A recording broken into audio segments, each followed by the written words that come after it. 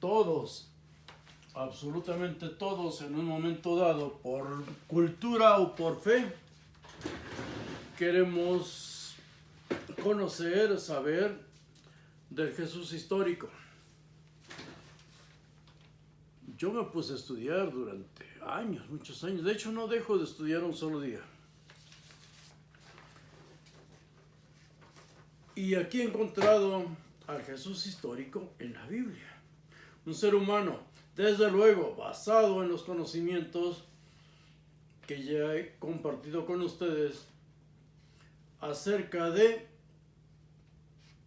cómo era Jerusalén, cómo era Israel en su tiempo, el siglo primero, guerras espantosas, matanzas entre ellos y 24 mesías judíos. Jesús, si lo leemos en la Biblia nada más, después vamos con los historiadores, habla de un ser humano, un mesías acorde a todos los demás que fueron sacrificados por su culpa. Ellos se lo buscaron, no revuelta, y el que a hierro mata, a hierro muere. Pero no nos adelantemos. Un saludo afectuoso, Lali Lai, de Buenos Aires, Argentina. Nos escribe de Honduras Luis Alonso, de Argentina también Bellas Flores. Un saludo afectuoso a Mario Galin, Fernando Seoane, Neuri Rosario de Quisqueya la Bella. Nos escribe Yahan de Chile, Hilario Suárez, Miguel Ángel de Colombia, Valle del Cauca, Rocío de Massachusetts, Antonio de Panamá, Andrés MS, Santiago de Miami, Francisco Salcedo de Guayaquil, Ecuador. Nos escribe Alba Acero, nos escribe Guitar Gus. Unas notificaciones. Desde México también nos escriben, y nos escribe Estela de Uruguay, nos escribe Blue Kamensin, nos escribe Robin, nos escribe Jerusalén, código binario, nos escribe Wiwiwiti, nos escribe Máscara Ácida, nos escribe Ángel-H8J5B, nos escribe Elon Musk y toca un tema muy importante y de un personaje admirable, Gregory Perelman, un matemático judío pero nacido en Rusia. Resolvió la conjetura de Poincaré.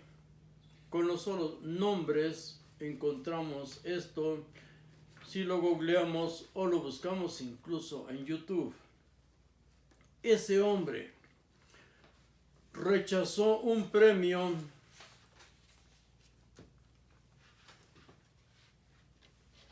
y una gratificación monetaria de $1 millón. ¿Tenía dinero él? No. Pero no le importaba el dinero. Vivía para las matemáticas. Criticado por muchos, ya que su anciana madre vivía en la miseria. Él prácticamente también llegó a vivir en la indigencia, o vive.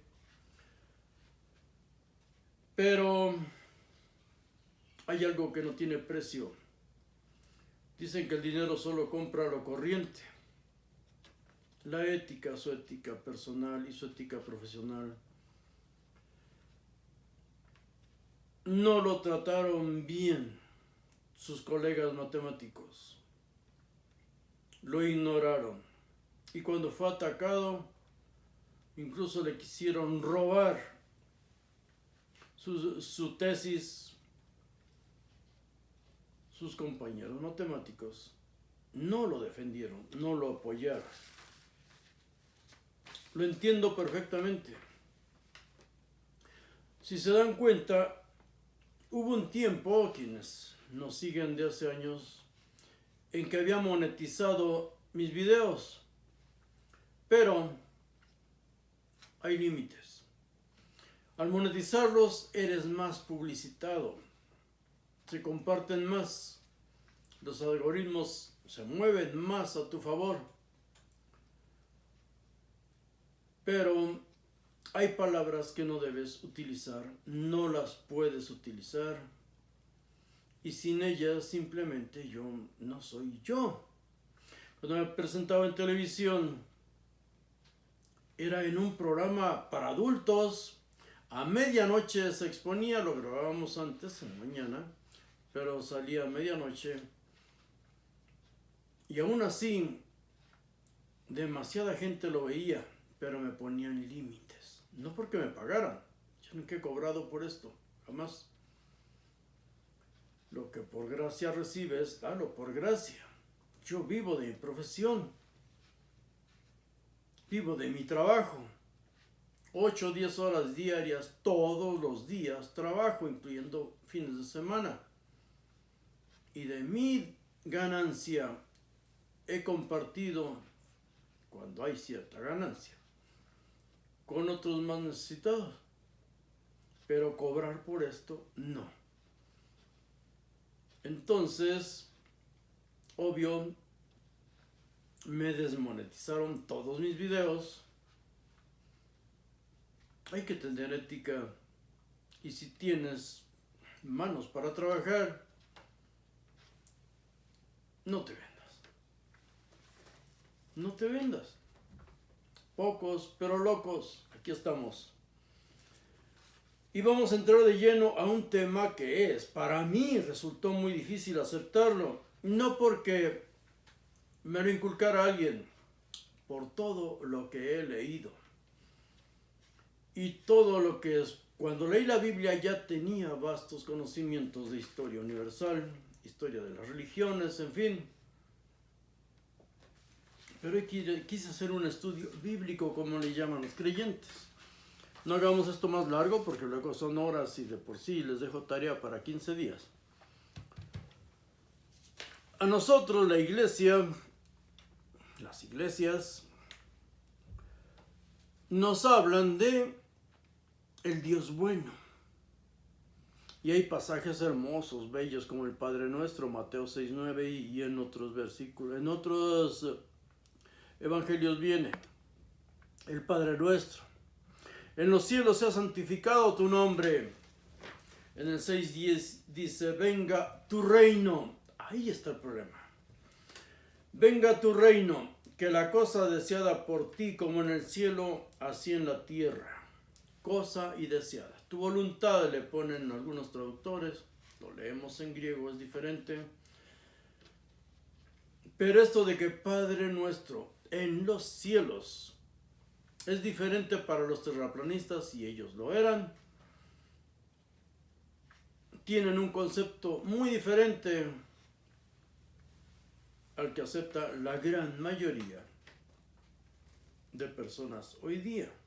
Pero en fin, esto nos habla del Dios bueno, y sobre todo en las traducciones.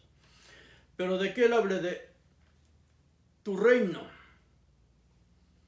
Tu reino. Es lo que hemos visto en la historia ya estudiada ahorita en nuestras pláticas, en nuestras charlas. Es lo que hemos visto. Tu reino es una declaración de guerra. No es un Padre Nuestro como enseñar en la doctrina a un niño de 5 o 7 años, que es cuando se empiezan a adoctrinar. Ahora el Dios malo, el del Antiguo Testamento, que es el mismo, pero como nos lo presenta la iglesia. En Oseas 6:5, ¿qué dice él? Por tanto, despedazo con los profetas, los mato con palabras de mi boca, y tus juicios, pensamientos, salen como relámpago. En 6:6 dice, porque misericordia quiero, y no sacrificio, y conocimiento de Dios más que humo de los holocaustos, de los sacrificios. El holocausto es ofrenda quemada. También suena bien, pero es belicoso, muy belicoso. cómo combinar estos términos. La Iglesia Católica inventó un método que hasta hoy se sigue y es infalible. Stephen Langton, un obispo irlandés o inglés, no recuerdo ahorita, dividió la Biblia en capítulos, y un francés de apellido Etienne la subdividió en versículos para que fuera más fácil encuadrarla en las Biblias que ya se empezaban a entregar a todo el mundo. Negocio y manipulación, porque al dividirla así, todo el mundo hace sus estudios bíblicos. Tú no lo puedes leer, tú no la puedes leer, necesitas la inspiración de los pastores, de los que viven de eso, la inspiración del Espíritu Santo, y supuestamente ellos la tienen. Mentira. Desde el Antiguo Testamento ya se usaba esa manipulación, ese truco. No leas la Biblia, yo te la leo. No leían los pergaminos. El pobre, el único que sabía leer, era el que manipulaba a todos los demás. ¿Cómo engañar a la gente? Leamos Isaías 28:13, y si lo ponemos en Biblia paralela nos vienen todos los versículos ahí. La comparación de traducciones para no abrir 4 o 5 Biblias diferentes. Pero vamos, Isaías 28:13 dice: escucha bien, pero no entienda, este es el truco para engañar a la gente, que escuchen bien. A ti, tú les estás leyendo para que ellos entiendan. Observa bien, mira, pero mira lo que yo te estoy señalando, nada más, y brincan de un lado a otro. Ahora, ¿qué nos enseña la Biblia? Sobre todo el Salmo 69:22, porque todo es una trampa. Salmo 69:22, todo es una trampa. ¿Y cuál es la trampa? En Isaías 28, versículos 12 y 13 dice: aquí hay reposo, da reposo al cansado. La palabra del Señor será para ellos, para los que te escuchan, mandato sobre mandato, versículo sobre versículo. Mandato sobre mandato, línea sobre línea, línea sobre línea. Un poco de aquí, de un libro, un poco de allá, de otro libro, para que vayan y caigan de espaldas, se quiebren los huesos y sean enlazados y atrapados. Solo muéstrales, predícales tú, léeles tú la Biblia. Dicen: hermanos, vamos a leer la Biblia. Ábranla en tal libro, en tal parte. No es que estudien un libro como se debe estudiar de principio a fin. ¿Quién lo escribió? ¿Cuándo se escribió? ¿Y tú qué entendiste? ¿Y tú qué entendiste? Y vamos a hacer resúmenes de todo esto. Claro que no, no son estudios bíblicos. Son una farsa, son un engaño para que sean atrapados y se revuelquen. Como dice aquí, caigan de espaldas, se revuelquen, caminen de rodillas. En el Nuevo Testamento es lo mismo. Romanos 11:9. Su banquete será lazo y trampa. Está repitiendo lo que presumiblemente dijo David. Nada cambia. Y como nada cambia, vamos a leerles la Biblia. Este estudio bíblico que hicimos para los creyentes y para nosotros. Porque debemos estudiar a las religiones, no religión.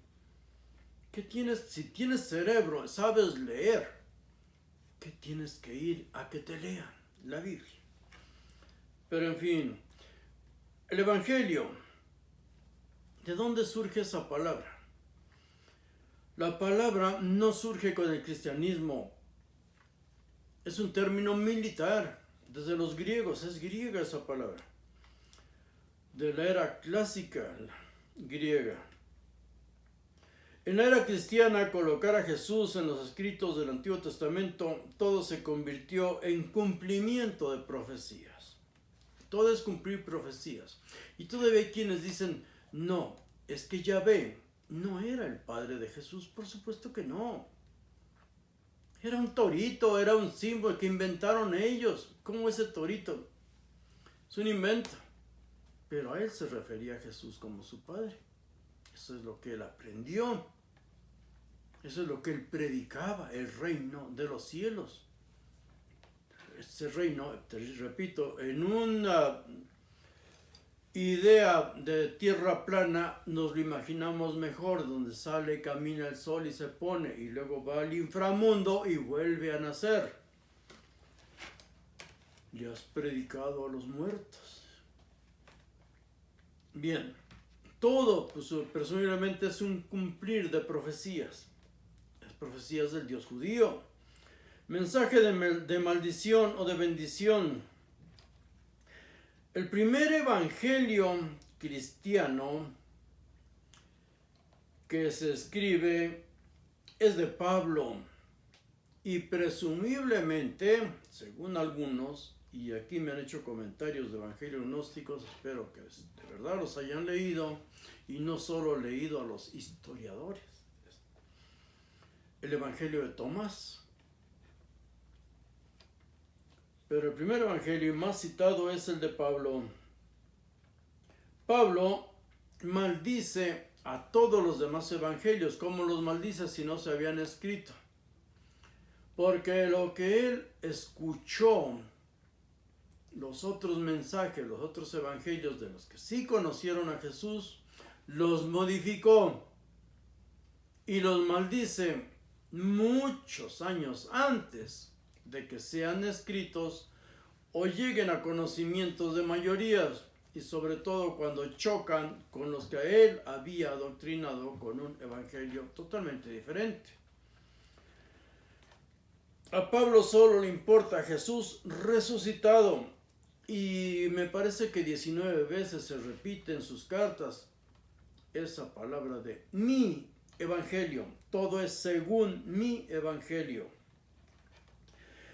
Pero el primer evangelio encontrado, y ese sí, en una pieza arqueológica, y desde luego tratado en la historia, está en un muro de Priene, que se encuentra a 120 kilómetros de Esmirna, Turquía. Está dedicado al dios vivo, César Augusto. Está datado, esto está en piedra y está en un museo. César Augusto, el dios de los romanos, el año 9 antes de Cristo. La primera vez que aparece esa palabra escrita dedicada a un dios, ya no como un parte militar. El nacimiento del dios comenzó, dice ahí en esa piedra, el nacimiento del dios comenzó para el mundo. Las buenas noticias, evangelión en griego, que vinieron por él. Todo lo que él decía era palabra de Dios. Era la adoración al Dios romano vivo con templos, sacrificios y ritos. Era un Dios como cualquier otro de los que ellos conocían. Sus órdenes eran buenas nuevas para todo el imperio.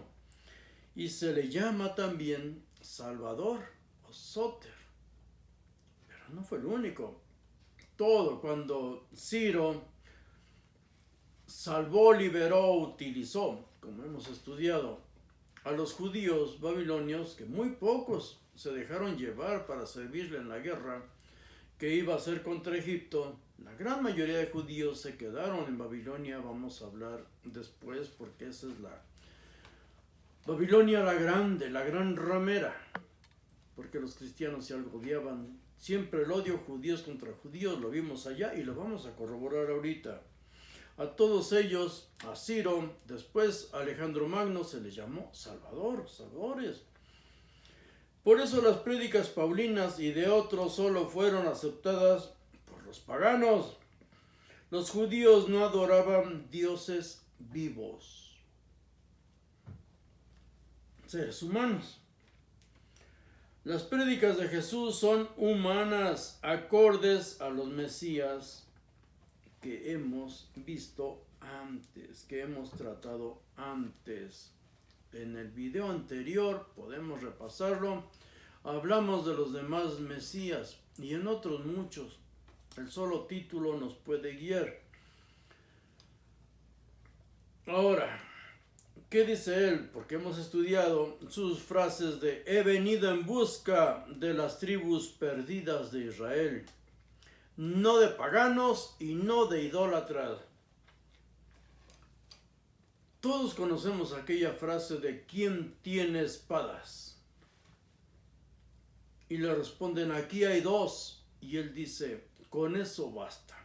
¿Para una guerra? No, claro que no.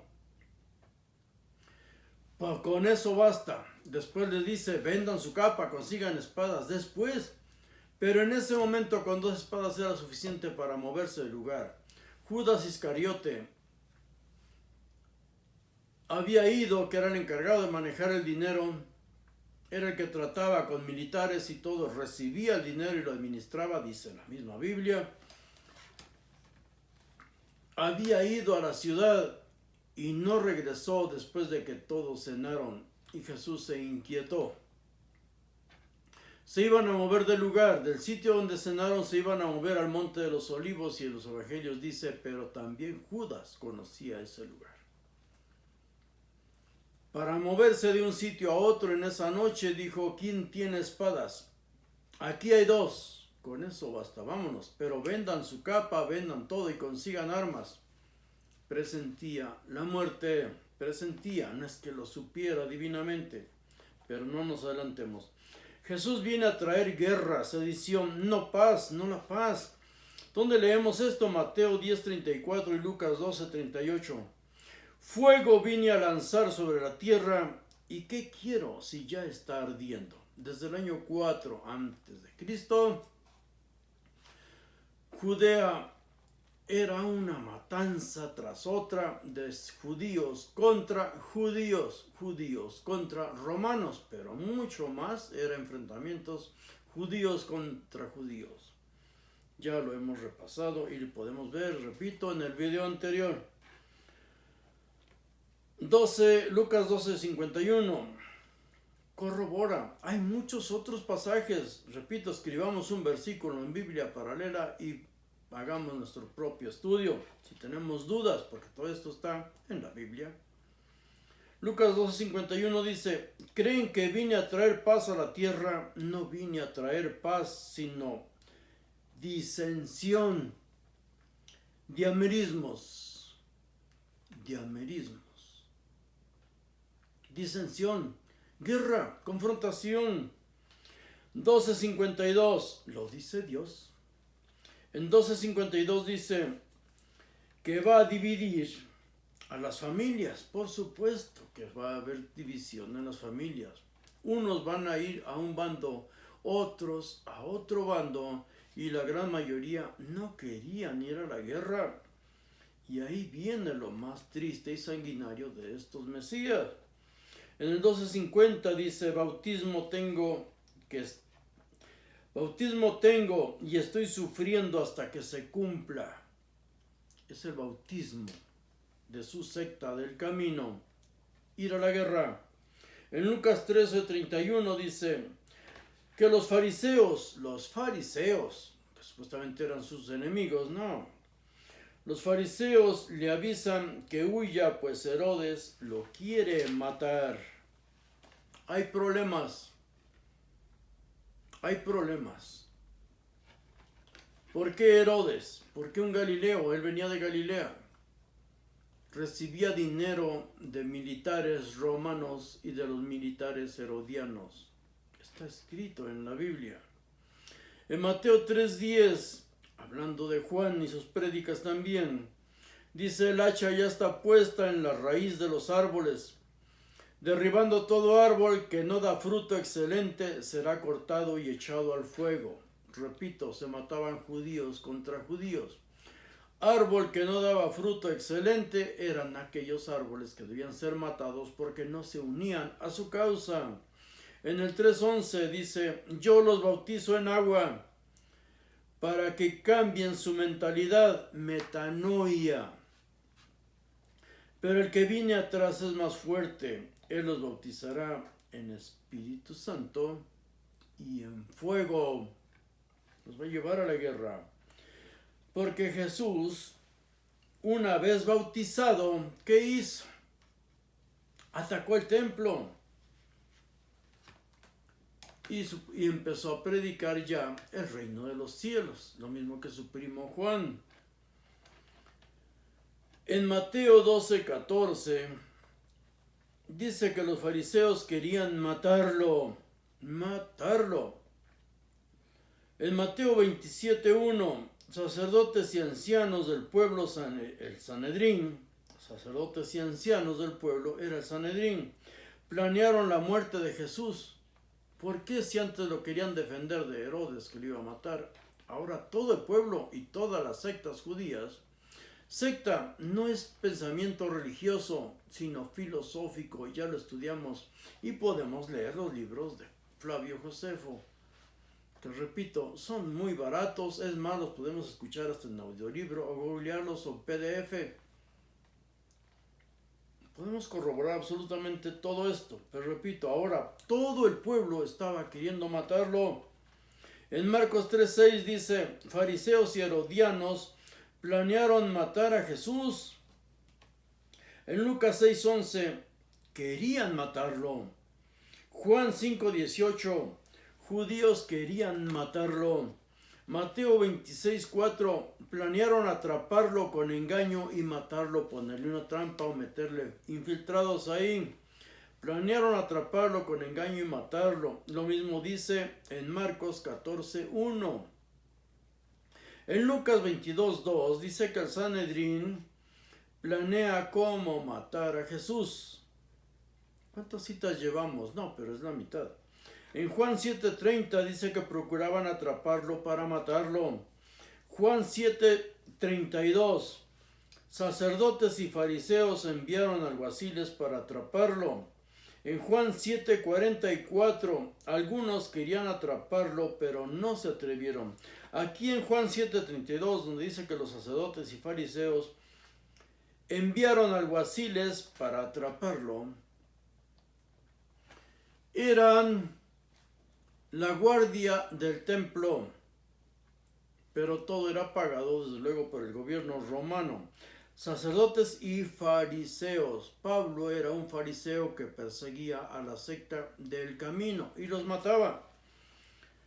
Por eso sí es creíble que él, siendo fariseo y trabajando para el gobierno de Sanedrín, judío, y también para el imperio romano, estuviera involucrado en matanzas de cristianos, que cristianos no eran seguidores para bien, sino sediciosos. En Juan 7:44 dice, algunos querían atraparlo, pero no se atrevieron. ¿Por qué? No dice por qué, pero Jesús siempre andaba acompañado de hombres armados y temibles asesinos. En Juan 8:59, tomaron piedras para tirarlas y matarlo, pero Jesús se ocultó y salió del templo. En Juan 10:31, dice, los judíos volvieron a tomar piedras para matarlo. En Juan 10:39, por eso procuraban otra vez atraparlo, pero se les escapó de las manos. Es interesante repasar estos versículos en la Biblia antes de empezar a criticar o de reaccionar con violencia contra mí. Rompan su Biblia. No, mejor estudiarla. En Juan 11:53 dice, así que desde ese día planearon entre ellos para matarlo. En Juan 7:1, Jesús andaba por Galilea, no quería ir a Judea porque los judíos querían matarlo. Jesús huyó al desierto a una ciudad llamada Efraín y se quedó allí con sus discípulos. Está en Juan 11:54. Si vemos el antes y después de este versículo, es interesante. ¿Qué había ocurrido? ¿Por qué huye con todos sus discípulos a otra ciudad? Juan 7:11. Los judíos lo buscaban en la fiesta y decían, ¿dónde está ese? En Juan 7:19 se le enfrentan y él dice, ¿por qué quieren matarme? Querían matarlo por sus prédicas eran de sedición y desde luego sus acciones, sus prédicas eran, el reino de Dios. Cada vez que se hable de reino se habla de un rey. Y como ese Dios nunca ha puesto los pies en la tierra para gobernar, no tiene pies, es espiritual, tiene que ser un hombre que lo represente. Hablar en nombre del reino de Dios es autonombrarse rey o Mesías. Su representante. La sentencia es por eso, INRI, Jesús Nazareno, rey de los judíos. Y por eso también Poncio Pilato, después de azotarlo, se los entregó todo despellejado y les dijo, aquí está su rey, desnudo y azotado. Fue crucificado con otros 2 sediciosos. Por eso, ningún evangelio niega que haya sido crucificado con otros 2 ladrones. Pero ladrones eran sediciosos. El que robaba con violencia era un saqueador, un salteador, era el que te quitaba con violencia lo que tú tenías. Y entre judíos se mataban sin ninguna piedad. También algunos, entre ellos su familia, creían que estaba loco o endemoniado. En Juan 8:52, los judíos le dijeron, ahora sabemos que tienes un demonio, pero no es la idea que nuestros padres y luego todos los demás, los templos, consideran como demonio. Y en las películas tanta publicidad le dan a la Iglesia Católica que los inventó. No, eran esos demonios. Eran demonio con el concepto griego. Daemon, lo mismo, era un dios, un demonio, un sátiro, un duende. Era tener una idea en la cabeza. Expulsarte demonios era quitarte ideas bobas. Y por eso cabían también los dioses. Dime cómo te llamas. Baal, el dios cananeo. Y si tú tenías conocimiento le explicabas, no existe, no es cierto, es un invento de los cananeos. Amón es un invento de los egipcios. Y así tú ibas expulsando demonios, ideas. Hoy es una total tontería. Pero si vamos, es más, en cualquier diccionario, ahora lo tenemos en nuestro teléfono, en Google, encontramos el origen de esa palabra y su verdadero significado. Tienes un demonio, tienes una idea loca. En Juan 8:48 contestaron los judíos y le dijeron, ¿no decimos con razón que tú eres samaritano y que tienes un demonio? ¿Por qué samaritano? Porque cuando Asiria se llevó israelitas de Samaria, de esa región, todo lo que era Israel, y lo distribuyó en otros lugares, se diseminó entre ellos, los fusionó, se fusionaron. Samaria fue llenada de babilonios, eran babilonios. En Mateo 11:18, porque vino Juan que no comía ni bebía y dicen, tiene un demonio. Porque Jesús era conocido como comilón y borracho. Pero espérense, lo que sigue es de verdad fascinante. En Juan 7:20 dice, la multitud contestó, tienes un demonio, ¿quién quiere matarte? Este andaba paranoico, huyendo siempre, ya lo vimos y lo podemos corroborar. En Juan 10:20 dice, tiene un demonio y está loco. ¿Por qué le hacen caso?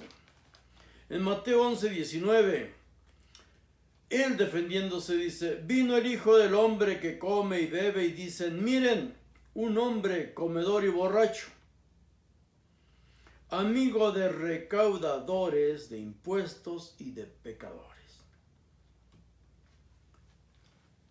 Cuando nos escuchamos la palabra pecadores, uy, es porque es muy mal hablado, cosas así simplonas. Los recaudadores de impuestos, amigo de recaudadores de impuestos, es ser amigo del gobierno, recibir dinero de él. En Marcos 3:21, cuando sus familiares oyeron esto, fueron para hacerse cargo de él, porque decían, está fuera de sí, ha perdido la razón, está haciendo locuras. Marcos 3:31 dice, entonces llegaron su madre y sus hermanos y quedándose afuera, mandaron a llamarle. Y Jesús niega a su madre y a sus hermanos. En Juan 7:5 dice, porque ni aun sus hermanos creían en él, no porque predicara algo bonito, sino que porque predicaba ser el Mesías, o sea, el caudillo que necesitaba su nación. En Juan 7:10 dice, sus hermanos fueron a la fiesta, esto fue en Jerusalén, de Galilea a Jerusalén, invitaron a Jesús, pero él les dijo que no, que se fueran y después él va en secreto. Repasemos estos versículos, todos estos, si tenemos paciencia, en la misma Biblia, en su Biblia, porque hay algo sorprendente. Todos estos versículos están en nuestro idioma. Ni siquiera hay que rebuscarlos en Biblia interlineal o en un diccionario en griego. No, están en nuestro idioma con estas palabras. Él huía de los judíos porque querían matarlo. Toda la nación prácticamente lo buscaba para matarlo. Era un sedicioso, era un peligro para ellos. Y los sediciosos, como vimos en el video anterior, y otros, los sediciosos mataban y despojaban a todos los demás judíos que tenían algo. Cuando hubo problemas, sus discípulos huyeron, todos huyeron, pero maldiciéndolo porque no creían en sus prédicas de resurrección. Tomás mete sus dedos en las llagas. A ese grado llegaba. Este hecho, desde luego, es teológico. Esto no es histórico, todo esto es teológico.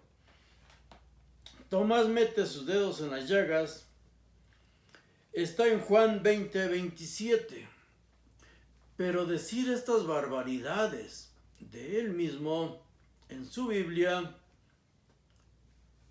pues algo podría tener de cierto, y ese algo sería muy vergonzoso para su héroe y más para aquellos que lo ven como un Dios. En Marcos 16:14 dice lo mismo. En Juan 20:9 dice, porque todavía no habían entendido las escrituras que Jesús debía resucitar de entre los muertos. Y si no habían entendido qué clase de discípulos eran y cómo es que andaban predicando y sanando gente, expulsando demonios, con qué poder si no tenían fe. En Marcos 14:50 dice, y habiendo abandonado a Jesús, huyeron todos. Marcos 14:50, y habiendo abandonado a Jesús, huyeron todos. Todos los discípulos huyeron, todos, menos un niño desnudo que estaba con ellos. ¿Qué hacía un niño encueradito ahí? Está en Marcos 14:51. Esto es fascinante, estudiar esto es fascinante. Jesús elige a sus discípulos entre asesinos, sicarios y demonios. O sea, gente con ideas muy locas, pero asesinos y sicarios. En Juan 6:70 dice, Jesús respondió, ¿no los escogí yo a ustedes, los 12, y sin embargo uno de ustedes es un demonio? O sea, realmente al llamarlo demonio quiere decir que él no sabía qué había en la cabeza del otro. Todo un psicópata. y era Judas Iscariote. Pero Iscariote, Queirot, era un sicario, el hombre de la daga. ¿De dónde sacamos eso? Sicari la palabra es de origen hebreo. Mosquitos aquí latosos. Sicari, grupo de rebeldes judíos, eran terroristas. Busquemos el origen de esa palabra. Y florecieron y proliferaron en toda esa área, causando el terror en los años 40 y 50, apenas muerto Jesús. O sea que sicarios había y muchos. Y Judas Iscariote, Iscariot, es un sobrenombre, no es apellido, es un sobrenombre. Un asesino. Y el celote, otro tipo de asesinos, de la secta de Judas el Galileo. Él creó esta secta, recordemos. El celote habla en Mateo 10:4 de Simón el celote. Simón el cananeo o Simón el celote en los versículos bíblicos.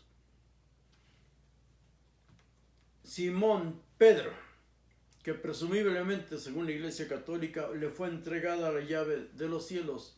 Él decide si tú vas al cielo o al infierno. Pero ¿cómo? Si él no puede estar en el cielo. Porque según lo que está escrito en los evangelios, todo el que me niega a mí ante los hombres, yo lo negaré ante mi Padre. Y él no solo lo negó, renegó de él. Y por último reniega de él con maldición. O sea, lo maldice para salvar el pellejo. ¿Qué clase de seguidores tenía? Pura de mala calaña. Ahora hablemos del racismo o el nacionalismo de Jesús. Conocemos el pasaje de la mujer cananea que le suplica de rodillas sanación para su niña, para su hija. ¿Y qué le respondió Jesús? En Mateo 15:24 dice, no he sido enviado, alguien lo envió. No he sido enviado sino a las ovejas perdidas de la casa de Israel. Si lo envió su Padre, que es Dios, pues es el Dios de Israel. Y aquí, cuidado, porque cuando existía Israel, era politeísta. Ellos regresaron con un solo Dios, Ahura Mazda, el Dios de los cielos, cuando fueron con la gente de Persia a conquistar Egipto. Ahí ya tenían prohibido, les construyeron su templo y les prohibieron usar cualquier tipo de imágenes y hablar de un solo Dios, el Dios de los cielos. Se tuvo que reescribir todo. Pero al ser enviado a las ovejas perdidas de la casa de Israel, es una declaración de guerra cuando ellos eran politeístas.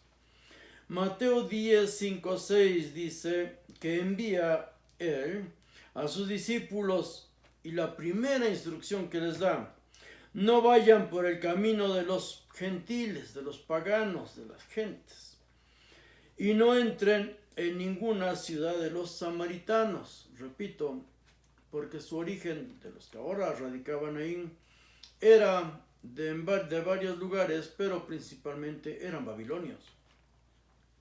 En Mateo 15:26 dice algo espantoso. Jesús llama perros a los no israelíes. Una mujer, esta que hablábamos antes, y una niña. La mujer de rodillas le suplica que sane a su hija, está enferma. ¿Y él qué le responde? No está bien tomar el pan de los hijos y echárselo a los perrillos. A los perrillos. Una perrilla es esta criatura enferma para él. Más parece un celota que un Dios del bien, pero cada quien su fe. Nosotros estudiamos lo históricamente creíble. En Mateo 7:6 dice, no des lo santo a los perros, ni eches tus perlas a los cerdos. La mujer anterior era Sirofenicia, cananea. Digo por la palabra perros. Mateo 7:6, no des lo santo a los perros, ni eches tus perlas a los cerdos. Cerdos somos todos los no judíos, los gentiles, la gente de los pueblos. Paganos, pues, para ellos, en el concepto judío hasta hoy. Pablo, en Filipenses 3:2, también usa la misma palabra. Cuídense de los perros. ¿Qué quiere decir Pablito? Y en Apocalipsis 22:15 dice que los perros no van a entrar al reino de los cielos o no van a entrar al cielo. ¿Se preocupan ellos por la salvación del alma de los perros? Solo que tengan el alma de un abogado, como leímos antes, ¿no? Que había reencarnado un abogado que había sido maldecido por un rabino judío en un perro. Quien quiera creer, que lo crea. No les importaban los perros. Y cuando ellos los llaman perros o nos llaman perros, no des lo santo a los perros. Ellos tenían conflictos, sobre todo Pablo, y viene una parte en la Biblia donde supuestamente confronta con filósofos. De los filósofos, sofistas, epicúreos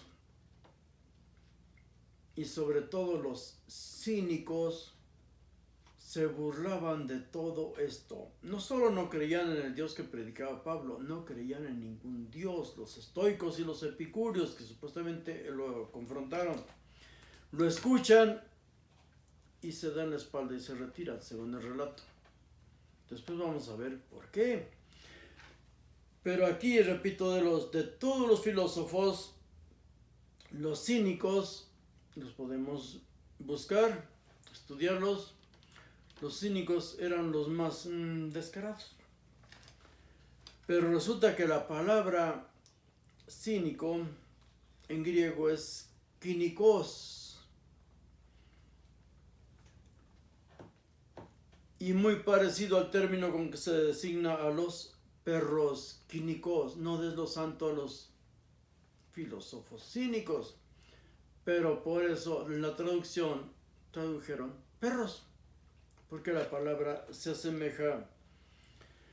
Pablo dice, por cierto, que ni Jesús va a entrar al cielo, porque según su lista de los que no van a heredar el reino de los cielos están los borrachos. Y Jesús se reconoce a sí mismo como muy bueno para comer y para pistear. Los borrachos no van a ir al cielo, está en 1 Corintios 6:10. Ahora Jesús contra la familia. En Lucas 14:26 vemos esta prédica contra la familia. Si alguien viene a mí y no odia, miseo es la palabra en griego, y no odia o no aborrece, las traducciones se van más grandes todavía, a su padre y a su madre, y a la esposa, y a los hijos, y a sus hermanos, y a su misma vida, no es digno de ser mi discípulo. En Mateo 10:37 dice, el que ama al padre o a la madre más que a mí, no es digno de mí, y el que ama al hijo o a la hija más que a mí, no es digno de mí. Él predica judaísmo. El judaísmo es la ley de su Dios, de la que Jesús presumiblemente es doctor en la ley, desde los 12 años, en la ley, no en angelitos y virgencitas y diositos, en la ley de su Dios de la guerra. En Deuteronomio 13:6-8 vemos por qué Jesús está predicando todo esto. Dice, si tu hermano, el hijo de tu madre, o tu hijo, o tu hija, o la mujer que amas, o tu amigo entrañable, te incita en secreto diciendo, vamos y sirvamos a otros dioses a quienes ni tus padres habían conocido, lo matarás. Matarás a tu padre, o a tu madre, o a tu hijo, a tu amigo, a tu esposa. Lo matarás tú mismo. Tu mano será la primera contra él para matarlo y después a la mano de todo el pueblo. Lo apedrearás hasta la muerte. Esto es la ley de su Dios. Y por eso él dice, el que no aborrezca a su padre y a su madre, el que ame más a sus hijos que a mí, no es digno de entrar al reino de los cielos. La guerra de judíos contra judíos, los que no seguían a los mesías, a los sediciosos, estos los mataban, de verdad los mataban, les quemaban sus propiedades después de saquearlos. Y ese era el trabajo de Pablo. Leamos lo que ocurre, lo que está escrito en la guerra de los judíos. Y veamos lo que hacen hoy tantos pastores, sobre todo los que andan tocando las puertas de tu casa. Déjalos entrar. Y verás cómo te confrontan con tu propia familia. Porque te van a decir, si te aconsejan eso, que ya no nos escuches, tú tienes que elegir. Tu mujer o Dios, la vida eterna. Estos zánganos, denles una bofetada y fuera. Por eso no puedo monetizar mis videos, ¿se dan cuenta? Soy el peor enemigo de mis videos.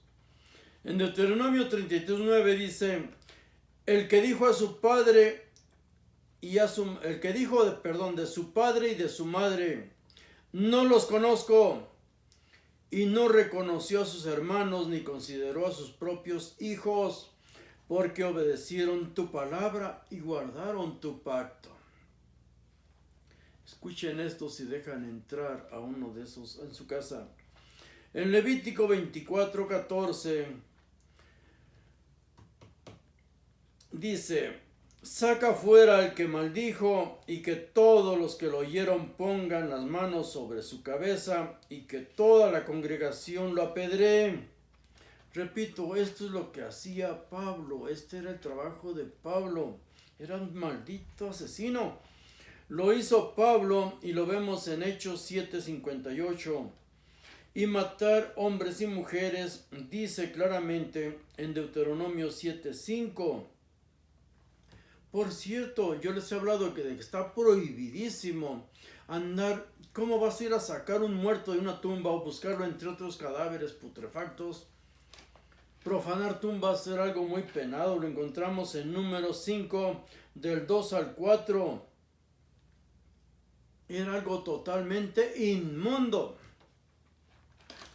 También hay que darles buenas pedradas a todos los videntes, que hay hoy, hay infinidad, que predicen y predicen el fin del mundo. ¿Cuántas sectas han vaticinado el fin del mundo con fechas y todo? Y hacen que los pobres tontos que les creen vendan todas sus propiedades. Porque debes hacer méritos en el reino de Dios. Pero yo soy el representante. Todos se lo dan al líder, este se larga y a fin de cuentas, por supuesto, afortunadamente hasta hoy, no ha ocurrido el tal fin del mundo.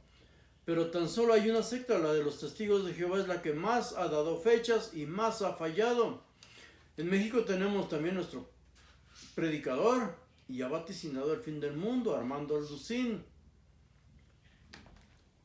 Pero mientras haya quien nos mantenga y de una forma como ricos, como millonarios, sin trabajar, oye, ¿por qué no? En Hechos 8, versículos de 1 a 5 y en versículos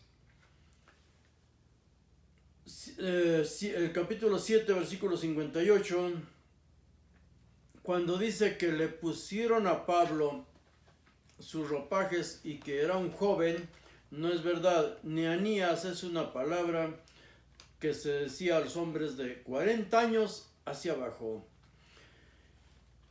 ¿Y por qué usamos estos versículos? Porque ahí Pablo asesina a Esteban. Él está cuidando la ropa, él está observando que se cumpla todo. Y dice ahí que desata una persecución en Jerusalén. Leamos esos versículos. Él desata una persecución en Jerusalén. Todos fueron esparcidos por las tierras de Judea y de Samaria, salvo los apóstoles. ¿Por qué los apóstoles no los atrapó y los corrió? ¿O los encarceló? Porque ya no estaban.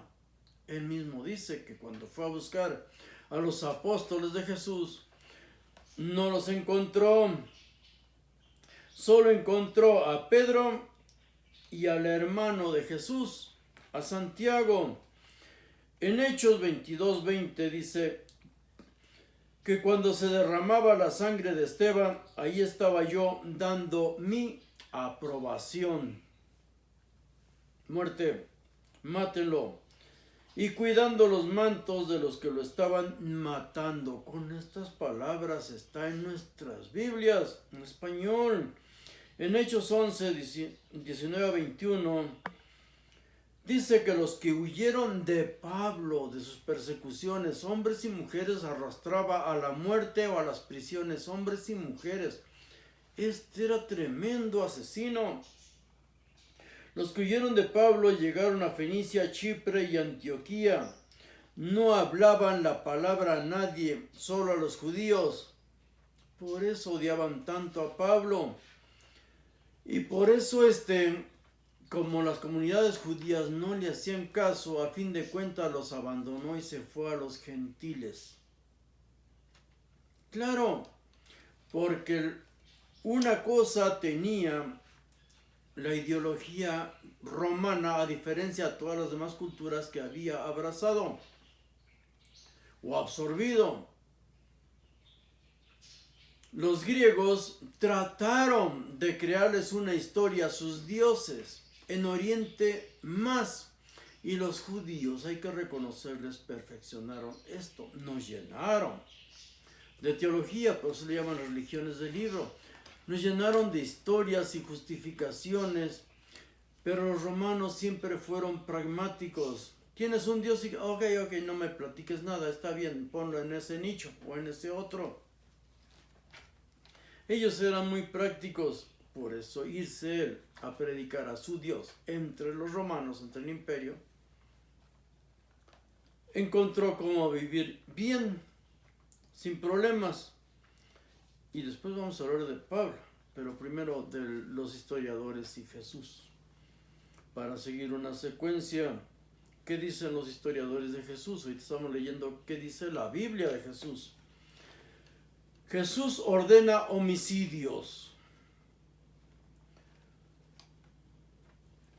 En Lucas, capítulo 19, del 1 al 11, Jesús llega a la casa de publicanos y el jefe de publicanos, le entrega a Jesús, dice, legó la mitad de sus bienes para sus seguidores, los pobres. Yo le doy la mitad de mis bienes a los pobres. Pero ¿quiénes eran los pobres? Los ebionitas. ¿Y quiénes eran los ebionitas? Los seguidores de Jesús, los verdaderos seguidores de Jesús. A la secta del camino, pero más a los que iban siguiendo a Jesús, se les conocía como los ebionitas, porque muchos de ellos sí sobrevivieron y siguieron guerreando, pero predicando a este Mesías, no a los demás, a este Mesías. Los ebionitas, en Lucas 19:11, dice que ellos pensaban que el reino de Dios se manifestaría inmediatamente. La revuelta y la manipulación y recibir dinero del jefe de publicanos. Un publicano, ya lo hemos repetido mucho, es un militar de muy alto rango y lo podemos estudiar. Ahora todo lo tenemos ahí, en yema de nuestro dedo, nuestro teléfono. ¿Quiénes eran los publicanos? Me parece que 2 o más de ellos llegaron a ser emperadores de Roma. Que tengamos una idea de quiénes eran los publicanos y de que se mataran judíos entre judíos, provocar revueltas, siempre ha ocurrido. Siempre. Los mismos romanos incitaban a un grupo de judíos para enfrentarlos a otros. Y hubo sacerdotes que contrataron sicarios o celotas, en fin, revoltosos, asesinos, sediciosos, para matar a otros sacerdotes. Lo vemos en la historia de los judíos, en lo que nosotros hemos repasado, y lo vamos a ver más adelante cuando estudiemos la primera guerra de los judíos contra Roma. Ya una confrontación ahí sí contra el imperio romano. Se mataban entre ellos. Por eso habla de que han convertido la casa de mi padre en una cueva de ladrones. Ladrones, repito, no era que te robaran la cartera, que ni siquiera se usaba. Eran sediciosos, y muchos sediciosos estaban al servicio de los sumos sacerdotes, de un grupo de sumos sacerdotes contra otros. Había 24 familias sacerdotales, cada una tenía su jefe, su líder. Y hubo uno, Anás, o Anán, como viene en la historia, que logró colocar a muchos de sus hijos como sumos sacerdotes. Quiere decir esto que tenían ellos su propia familia. Por eso se mataban y se odiaban.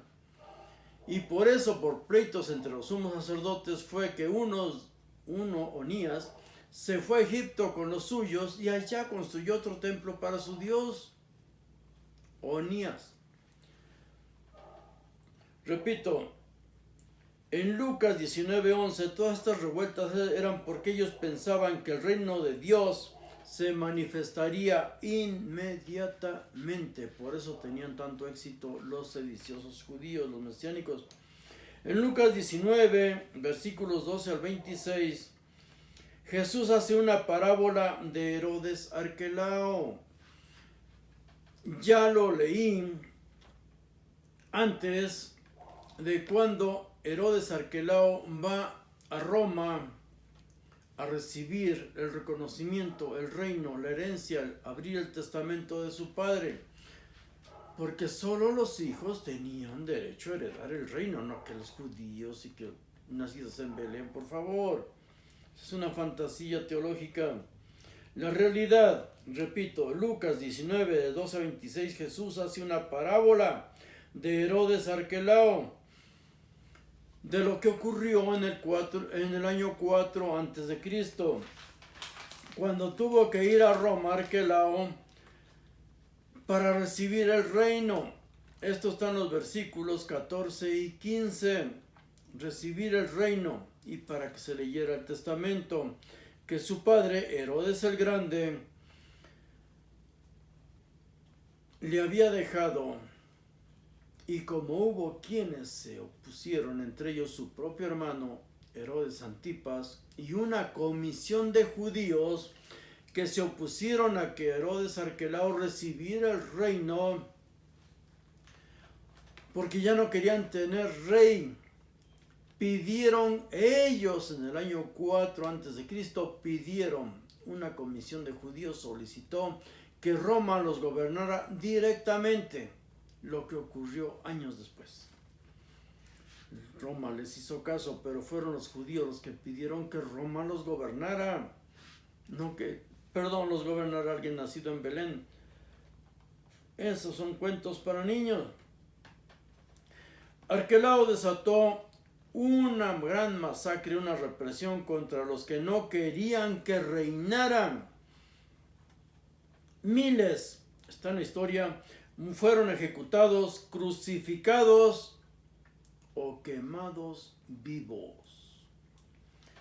La parábola de las minas es la que viene ahí, o se le conoce así. La parábola de las minas se está refiriendo a Herodes Arquelao. Los relatos son exactamente el mismo, con otras palabras, pero es el mismo.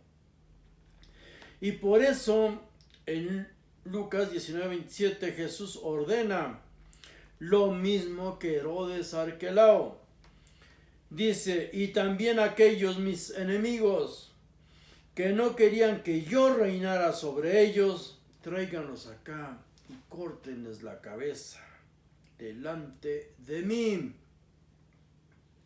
Otra orden de muerte que da Jesús es en Lucas 17:2. Tenía rivales, tenía enemigos, y había quienes no querían que sus hijos se unieran a esta secta, o sus amigos, o conocidos, o quien fuera. Y los aconsejaban a los jovencitos que no fueran. Y el que dice, mejor le fuera que se atara al cuello una piedra de molino y se le arrojara al mar, que hacer tropezar a uno de estos pequeñitos, a uno de mis niños. Amarrarle una piedra de molino al cuello y arrojarlo al mar. En Mateo 18:6 dice, el que haga tropezar a los que creen en mí, hay que matarlos. Lo mismo Marcos 9:42. Hay que matarlos, arrojarlos al mar para que se mueran. Pablo, por cierto, también ordena un homicidio. Leamos en 1 Corintios versículos 5 y 13. Versículos 1, 5 y 13. Un cristiano se acostaba con su madrastra, cristiano de los que él había convertido, cristianos de él, de su doctrina, de su evangelio. Se acostaba con su madrastra, la mujer de su padre. En el versículo 5 dice, entreguen su carne a Satanás, al adversario, para destrucción y salven su espíritu. En otras palabras, mátenlo. Y el versículo 13 dice, quiten a ese perverso de entre ustedes. ¿Que estoy haciendo una interpretación alegórica? Probablemente sí. Pero si leemos sin dogmatismo, esto está más claro que el café que me acabo de tomar. Supuestamente la inspiración alegórica le corresponde solo a los inspirados. Pero como ellos se pelean entre sí y no se ponen de acuerdo, cuando veamos sus debates, yo le prefiero hacerle caso a Pablo, irme a lo que está escrito. Porque Pablo dice que lo escrito ya pasó la revisión del Espíritu Santo. Y nadie debe ir más allá de lo que está escrito. Nadie debe ir más allá de lo escrito. ¿Dónde viene eso? En 1 Corintios 4-6. O sea que debemos tratar la Biblia pues, con algo de respeto. Si ya está aquí, ya la tenemos y traducida a nuestro idioma, ¿por qué no vamos a leerla tal cual? Recordemos que quien recaudaba dinero y lo gastaba y lo administraba era Judas, el sicario, Iscariote. Y Judas lo vende. Él recibía dinero de la revuelta. Y recibía dinero de Herodes. Aquí lo vemos también. Herodes apoyaba a Jesús con dinero para la revuelta. ¿Por medio de quién le hacía llegar ese dinero? Obvio, Juditas era el que lo recibía y trataba con las mujeres. Sí, mujeres. Porque recibía dinero de Juana, la mujer del administrador de Herodes. Recibía dinero del administrador de Herodes por medio de su esposa Juana. El administrador se llamaba Chuza. En Lucas 8, versículos 2 y 3 dice que quienes lo seguían: María Magdalena, Juana, mujer de Chuza, administrador de Herodes, dice ahí, lo recalca. Susana y otras muchas que le servían a ellos con sus posesiones. Como la esposa de un alto funcionario, administrador del rey Herodes, va a correr tras una secta y darle dinero de sus posesiones. Si no tiene posesiones, todo pertenece al patrimonio familiar del rey.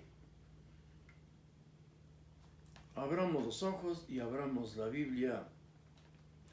No eran discípulas o aprendices.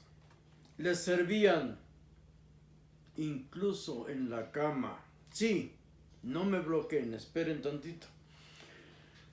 Esto es más fácil de encontrar que cualquier otro. Tomemos el teléfono y vamos a googlear el dicho 61 del Evangelio de Tomás. Nos gusta leer los gnósticos. Pues esto es muy importante, porque he visto infinidad de videos donde hablan del Evangelio de Tomás. Las tonterías que vienen ahí, simplezas, y lo ponen como, oh, qué grande, como es arriba, es abajo, y un montón de dichos realmente bobos. Pero viene uno, el dicho 61, que es muy interesante y muy de humanos.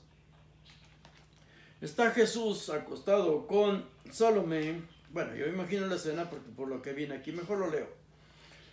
Jesús dijo, dos reposarán en un lecho, en una cama. Uno morirá, el otro vivirá. Salomé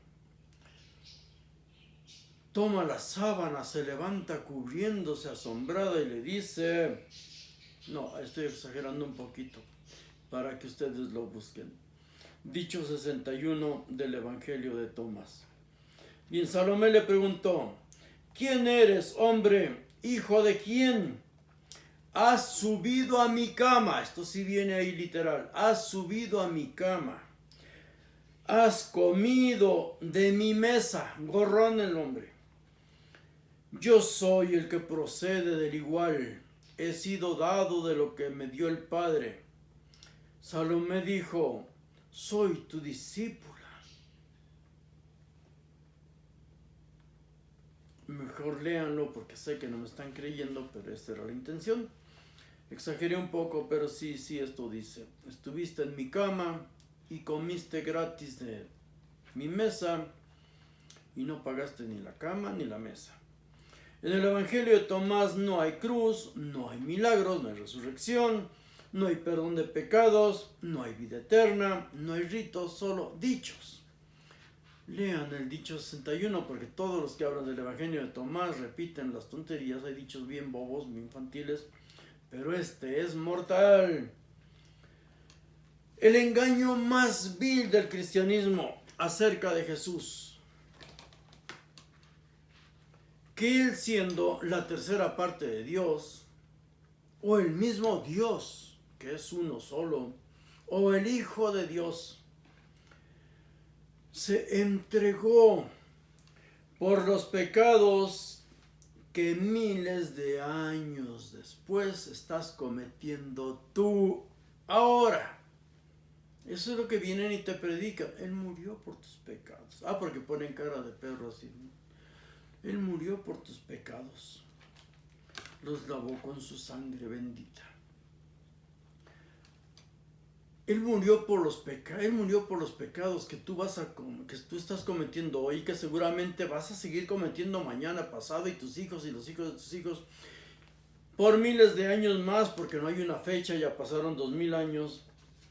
Pero no es verdad. Él no se entregó por los pecados de nadie, y es más, Él no se entregó a la muerte. Fue atrapado. Él fue atrapado. Ya vimos cuántas veces querían matarlo, ya vimos cuántas veces huyó, incluso uno en un pasaje lo iban a arrojar por una barranca, y en Galilea, en su propia tierra. Su muerte tampoco fue como la de otros mesías que ya hemos visto antes. En el año 4 antes de Cristo lo vimos, cuando con un hacha despedazan el águila imperial que se había colocado en el templo, unos jóvenes seguidores ya de los Galileos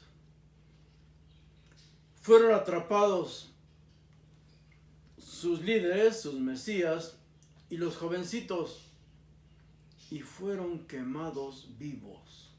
Pero mientras estaban prendiendo la lumbre y ellos agonizando ahí por el humo y las llamas devorando sus cuerpos, gritaban felices, con alegría, y así prácticamente murieron los que siguieron por miles a Teudas y siguieron por miles a otros muchos sediciosos. Lo vimos en el video anterior, como el llamado el egipcio. Ninguno de ellos murió como murió Jesús. Leámoslo en los evangelios, sobre todo el evangelio de Marcos, el primero que se escribe, porque en todos dice lo mismo. Le dieron a beber un narcótico, ¿sí? Ahí dice vinagre, vino agrio, vinagre. Pero en el evangelio de Marcos sí especifica que era un narcótico, smurnizo.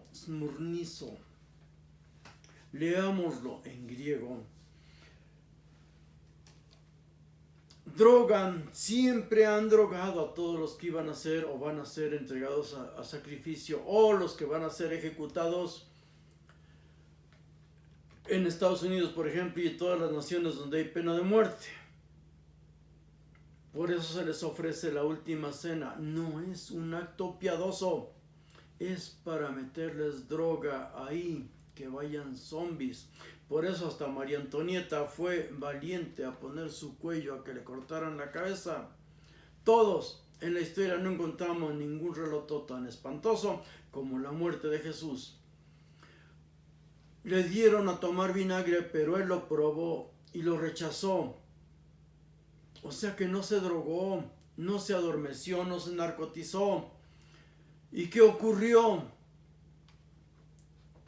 Pues a diferencia de esos niños que fueron quemados vivos, empezó a gritar, a implorar, clamó a su padre,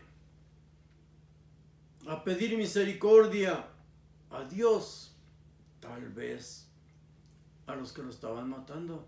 No, eso no lo pueden escribir los creyentes, por supuesto que no. Pero sí el relato viene que su agonía, su muerte fue espantosa, porque no fue narcotizado. ¿Qué pasó? Empezó a clamar, a gritar, y tuvo que ser ejecutado con una lanza. Ya, cállate.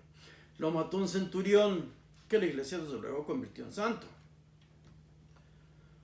Lo mata el centurión porque podía empezar a dar nombres de quienes aportaban, entre los que estaban ahí, entre los líderes, entre los militares, entre los sacerdotes, habían apoyado a su grupo.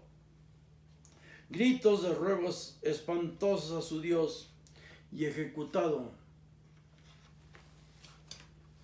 para que se callara. El relato de Juan es más poético. Ahí se engrandece. Cada evangelio va subiendo o disminuyendo la agonía espantosa de él. El de Juan es ya totalmente poético. Incluso al expirar dice, en tus manos encomiendo mi espíritu. No dice nuestro espíritu, dice en tus manos, a su Dios, a tus manos encomiendo mi espíritu. Ahora vamos a ver qué es lo que está escrito, qué dicen los historiadores de Jesús.